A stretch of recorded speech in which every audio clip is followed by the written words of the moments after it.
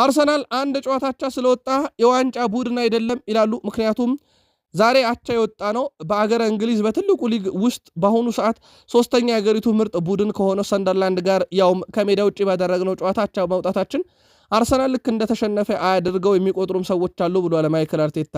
በተመዘገበ ውጤት ብንበሳጭም አሁን የገጠምነው ቡድን ግን በፕሪሚየር ሊጉ ሶስተኛ ደረጃ ላይ ያለ በዛ ላይ ደግሞ በጣም ጠንካራና ወጥ ቡድን እያሳያለ ያውም በሜዳ ውጭ ነውና በውጤቱ የተከፉ ቢኖሩም ግን አርሰናልን ከዋንጫ ፉክክር ውጭ ያደረገ አይደለም ብለዋል ሪካርዶ ካላፊዮሪ። በግማሽ ሰዓት የአርቴታ መመሪያ መሰረት ወደ ጨዋታ ብንመለስም ግን አንድ ስህተት ዋጋ አስከፍሎናል ብሏል።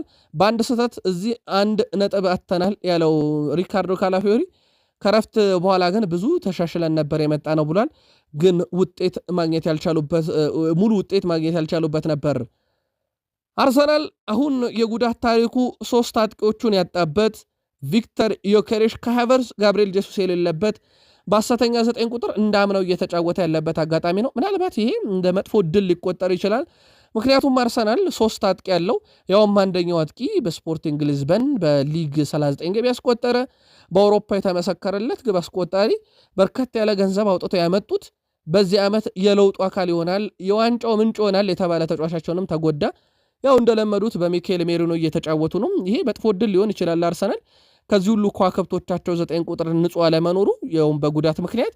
ለማንኛውም በ6 ነጥብ ልዩነት ከቼልሲ ርቆ በአንደኝነት አርሰናል ይመራል። ዛሬ ሲቲ የሚያሸንፍ ከሆነ ነጥቡን ማጥበብ ይችላል ከአርሰናል ጋር። አሁን ያለው የነጥብ ልዩነት 7 ነው። ስለዚህ ወደ 4 ዝቅ ማድረግ የሚችልበት አጋጣሚ ይፈጠራል። በሲቲም በሊቨርፑልም በኩል ወደ 5 ዝቅ ማድረግ ይችላል። ዛሬ የሚደረገው ጨዋታ በጣም ወሳኝ የሚያደርገውም አንዱ ይሄ ነው። አርሰናል ግን አሁንም ፕሪሚየር ሊጉን ከአናት ሆኖ እየመራው ይገኛል።